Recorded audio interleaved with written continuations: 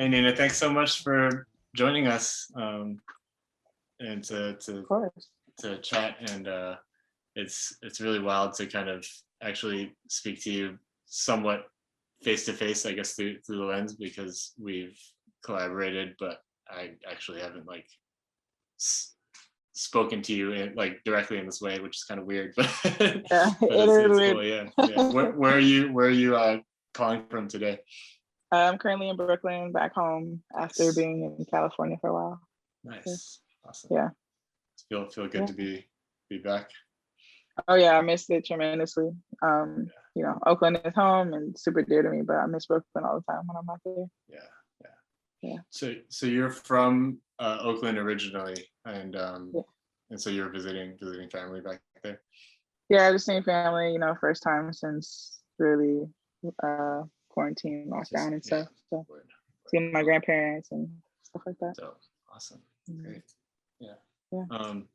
So I guess to start, I'll talk a little bit about like the collaboration that we did with you. It was a pandemic collaboration, and it was not done in person in any way, shape, or form. And it was funny because I think we started emailing like kind of right before everything went down about kind of like getting you on a verse on a track, and it it was kind of a wild time, but I'm really happy with how it turned out, and it was fun to get to kind of exchange musical ideas in that way. It was on the song "Live Another Life," which the alternate version with your verses on it is called "Live Another Life, Heal for Me." But yeah, that process was interesting. I think since the pandemic started, I've done a lot more kind of remote collaborations like that, but before that, it wasn't necessarily super common for me. So it was kind of an interesting experience. I think basically we send you like a few tracks. Yeah. You sent me a few tracks and I picked that one.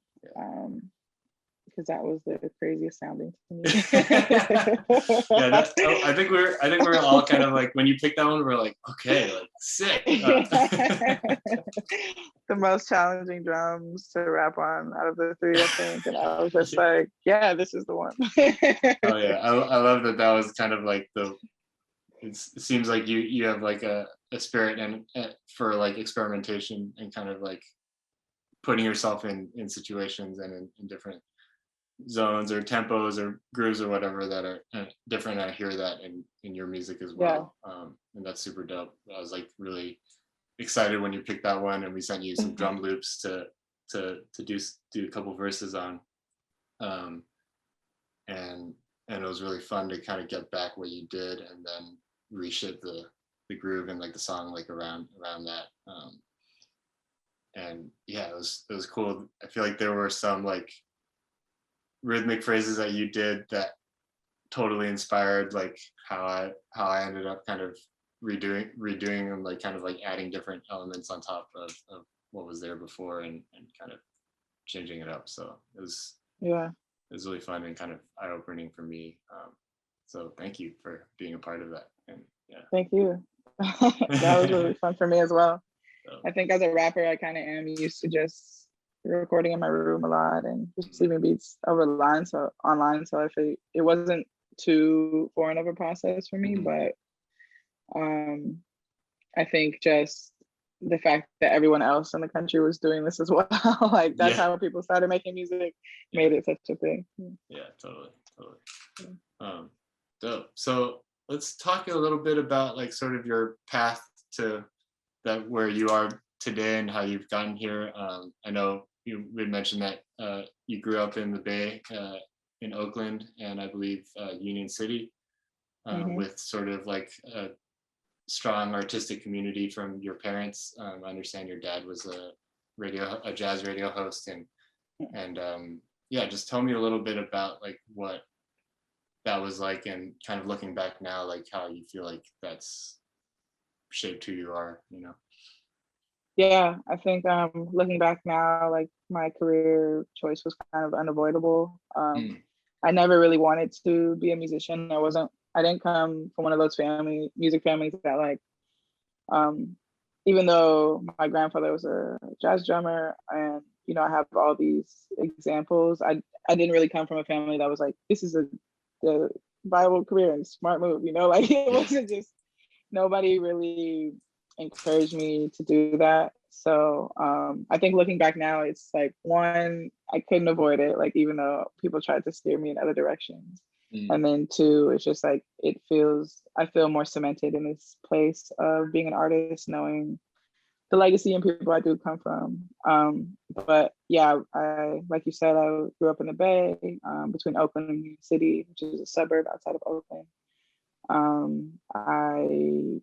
I grew up around a lot of visual artists. And my dad does have a couple of jazz radio shows and is Mr. Community, everyone knows him. So I think just growing up around so many artists, even though I was super hesitant to take that in and soak that in for real when I was a kid, like definitely has influenced me. And when I go back home and I see those same people and those same artists and musicians, like I feel nothing but like gratitude for that experience. And that is how I got here, you know, like my dad telling me that I should, you know, first write poetry, and then I was like, and then, you know, hearing hip hop for real from like both of my parents' collection. And like the Fugees, you know, I stole like the Fugees record from my mom, and like that completely changed my life. So that's so awesome. Yeah. That's rad. Yeah. Yeah. Definitely. At what point, because it sounds like there was some, you know, like you said, like there was some reluctance at first, like when your dad was trying to like get you to like get into poetry and stuff like that. Like at what point do you feel like it like clicked in such a way that it kind of became part of your identity? You know what I mean? Yeah. Does that make sense? Yeah. I think writing like was always part of my identity. Like it was like I just would write in different mediums. Like whether it was like poem or like short story or whatever. I just grew up doing that like as a practice. Like my dad would make us have like writing time, which was really just like time to get out of his hair, but like, you know, it also helped us in this way. And, you know, like I have mentors who are like poetry writers and also fiction writers and stuff who I've worked with like growing up this whole time and didn't really understand that I was just like learning all these different things that would actually help me in rap, which is like, you know, my love. Hip hop is, and writing bars is really the thing that I love to do the most. But that felt cemented maybe like 4 or 5 years ago, like just taking my career seriously and being like, oh, I think that I actually have something that I can actually do what I dream to do with this, you know, like I have this tool or gift or whatever however you want to look at it, where I can actually take myself seriously and be able to survive, you know. That's really rad. And it's cool to hear about how, you know, your writing practice kind of comes from not from like an MC sort of background, but more just from writing in different mediums. And I feel like that totally comes out in your music, and it's a beautiful thing. Yeah, it's really cool. And I feel like you've been really prolific the past few years, or at least that's what it like. You know, you came out with two albums, like full-length albums in 2019. That's the Tree Act and Dumped Out, and then 30 Bag came out last year, and then you just came out with another album just now with J Word. Is that like, I feel like you're maybe having a bit of like have you been like very inspired lately, or is it just more like you've always been making this much stuff, but like maybe more of it's like kind of coming out and stuff, you know? I think it's a little bit of both. Like, yeah, I'm super inspired. Like the project with J Words, I wasn't expecting it to be what it is. Like that started off as just like one track that I took from her off Twitter. And I'm super inspired by her. So then she was just like, let's do an album. I was like, yeah, this is gonna sound different than anything that I've done. I think I was just talking to Kia about this, my friend Kia, who's a musician as well, last night, about like being prolific, because I was like, I think people do refer to me as that lately, but I don't feel like the Tree Act, I was working on that album for so long, and it was just about timing. It was like that was like my I'm here moment, and I think ever since then I've just kind of been, I'm always working on stuff and like just trying to decide when it should come out, because I do feel like there's a good part about being prolific, but there is like a part of me that's like, should I put out this much music, you know, and like should I just like work through these sounds and like wait until I can compile something like larger and fuller and like more thought out and stuff. So I think in these past few years, I definitely have been pushing out a lot of stuff, but I think right now I'm kind of in a place of like, all right, let me just pull back a little bit, like, and see what I can really make if I give myself a lot of time. Totally. Yeah. I feel like I've had similar kind of feelings in terms of like just, and you know, I don't like I haven't put out much music like under my own name or anything like that. But I've, especially when I was living in New York for a long time, I was just really busy doing stuff all the time. And like, one could say I was like being very productive or whatever, but I also didn't really take any time to like stop and like think about like what I was doing or like what I wanted to be doing, you know, in a more like kind of intentional way. But it was good, but at the same time, I think like it only in the past like couple of years have I had like time to kind of process things and kind of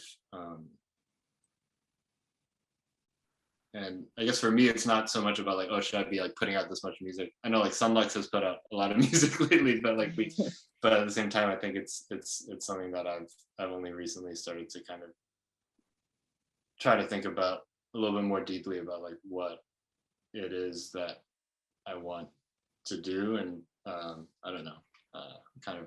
Yeah, the intention part is like really real, and I think part of putting out that many projects was just to like cement my little place in like underground, you know, because like everybody's mind is just like here and there in those seconds. So I just felt like, oh, I have to keep this little momentum, which is, it's not a great place to work from, because it kind of is like working from a scarcity mindset of like, oh, like people aren't gonna always remember who I am or like what I've contributed or what I've done. And I've just been trying to step away from that just a little bit, because I'm like, actually, I think the art can be a little bit better for not moving from like, no one's gonna remember me in 10 days or whatever.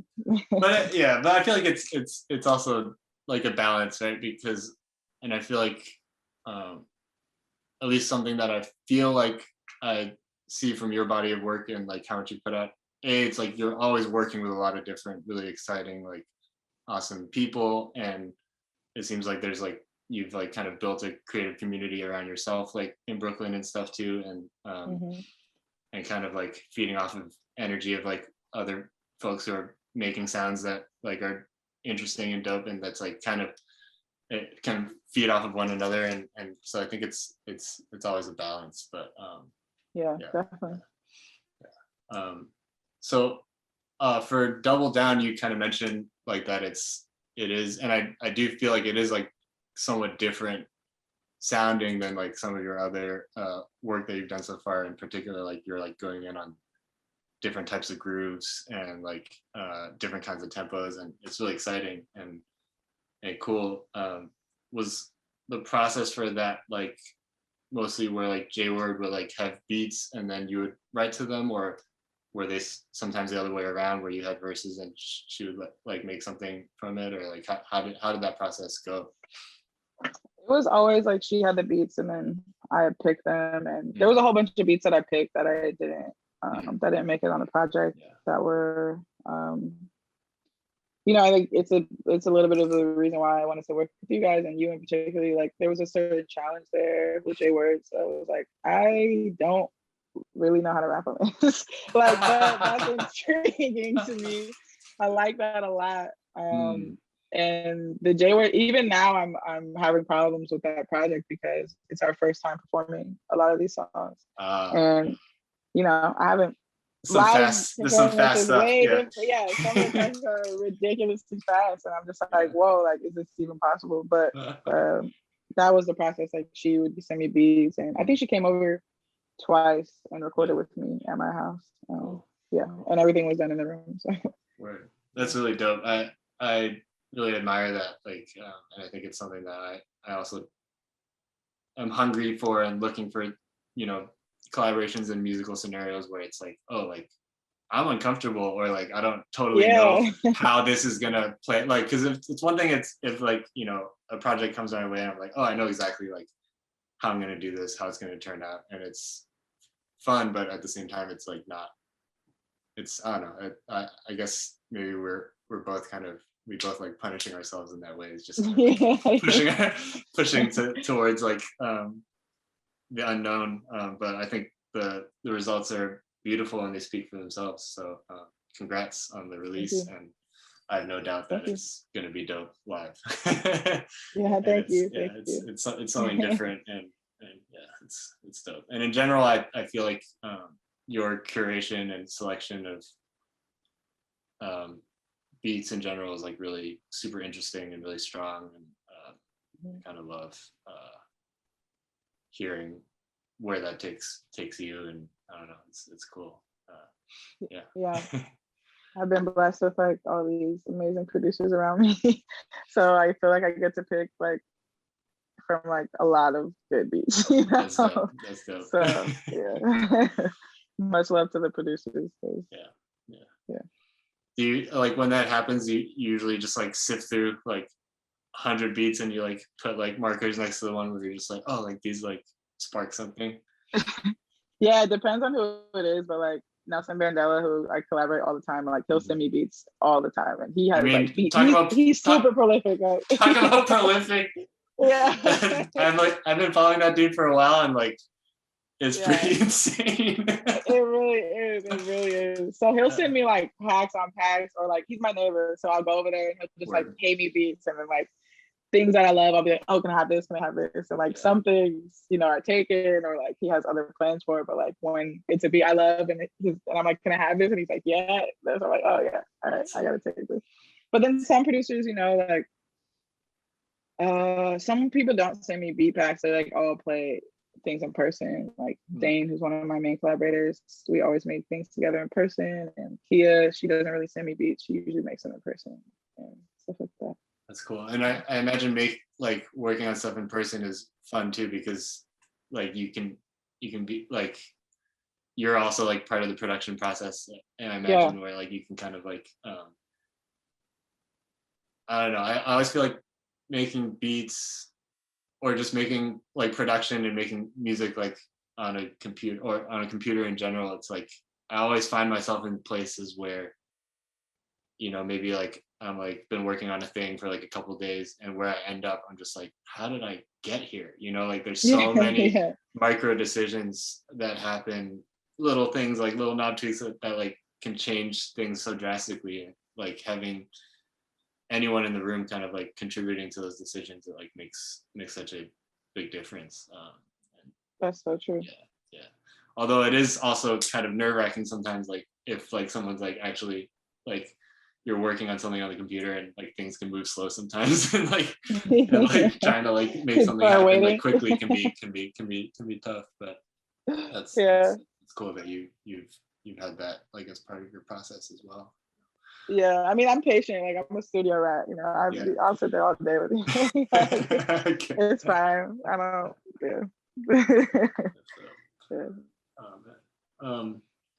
So I feel like you know, the topic of this sort of podcast is story, and one thing I was curious about with your writing, and when you write rhymes and stuff, like do you typically, like when you sit down to write, do you often have some sort of preconceived idea of like what you want to say, or like what the story you want to tell is, or is it something that kind of reveals itself in the process? Maybe it's a combo of both, kind of.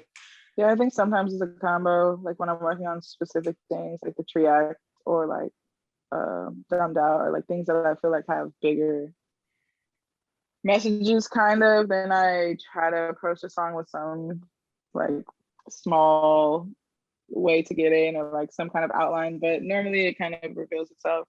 most of my raps are just super like introspective and really just are like really me working out like what is actually happening in my mind, and like the story aspects are like really things that have happened to me, or like, you know, like just I think I rap a lot about like just things that I see on the regular. So I don't know if I think a lot of my songs have common themes within like relating to each other, but I don't think that I have such a good way about like mapping out what I'm gonna rap about before I like actually get there. I think 9 times out of 10 it's just like happens while I'm in. That's cool. Yeah. Yeah, I feel like yeah, there's a little bit of a frozen moment, but I think everything you said came through, and it totally makes like it makes sense what you're describing, because I feel like you have a knack for kind of, you know, like you said, like what you write about tends to gravitate around sort of like personal experiences and feelings, and like you have a knack for kind of like putting like the listener like in your head in that way, you know, and I think it's a really cool thing. Yeah, it's really rad. Yeah. Also, I just love wordplay. Like, you know, Yeah. wordplay. I try not to make it like wordplay over everything, but I'm just like, like, how can I say this in the coolest way? I mean, I think that's, you know, it sounds like you're someone who's obsessed with the craft, you know?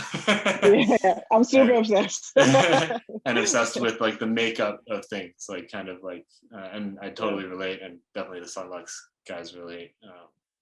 In a way, but I think the things that we're obsessed with tend to be like, for us, like the words and the melodies and like the sung part of it always pretty much comes last, and comes relatively quickly, and that's mainly Ryan's thing, like he does that, but like the things that we obsess over, just like things that like, yeah, maybe to the fault, you know, of like just like the textures and like all the things, you know, like things that no one else would maybe notice or care about, that we spend hours on, but it's part of why we do this, I guess, you know. Yeah. Hold up. Just 1 second.